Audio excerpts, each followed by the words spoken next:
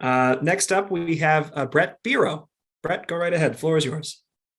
Thanks very much. And let me preface my remarks by saying, as we've gone around to all the caucuses and I've had the opportunity to listen to the candidates for all the statewide offices, I'm impressed by the breadth and depth and quality of the candidates. So the future of the Democratic Party is as strong, and you guys are going to have some excellent choices to make amongst the candidates. So my name is Bret Bero, and I'm running for Lieutenant Governor, and I'm running for a reason.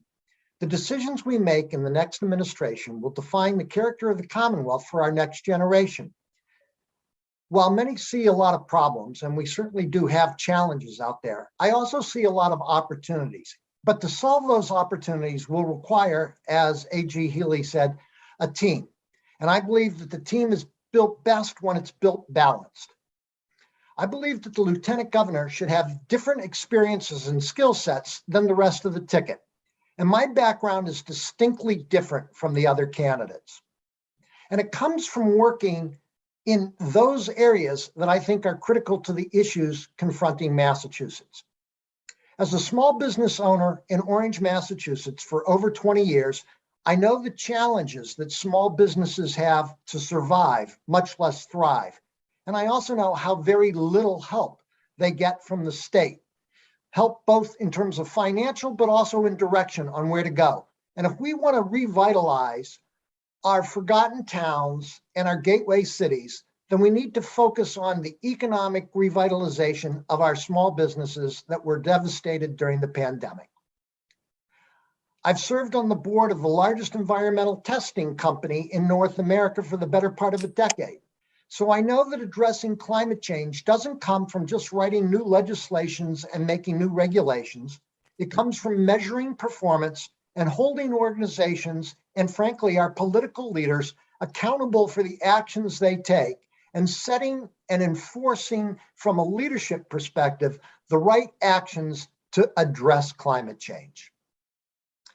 As the son of a first-generation college student, as a person who has a wife who is an occupational therapist in one of the Metro West school districts, and as a teacher myself at Babson College, I know that education is the path to a better lifestyle regardless of your station in life. But I also know that our teachers are burned out, just like our medical professionals, from having dealt with COVID. We need to make teaching more than just a calling. We need to make it a profession that's compensated adequately for the value it delivers. While others will tout their experience at the highest levels of government, I'm proud to have worked at the lowest levels of government. I served on the finance committee of the town of Carlisle, and I recognize that the average citizen in the Commonwealth gets their services from their local government, whether that's the police and fire, whether that's the school system, whether that's housing in their town. A lot of your services are run through the town. As someone whose parents, kids, and grandkids all live in Massachusetts, I can see the generational challenges and gap that is opening up. Our seniors on a fixed income struggle to stay in the state as the cost of housing and living continues to climb. And our younger generation are struggling to find housing that's affordable and access to quality and affordable daycare. We've got to address that if we want all of Massachusetts to survive and thrive. And then finally, as somebody who's dealt with both COVID and cancer personally in 2021, I know that healthcare is a basic human right that should be available to all. I'm running because I believe that this election is about building that new foundation that we're finally going to be able to do when we get a Democratic governor in the corner office.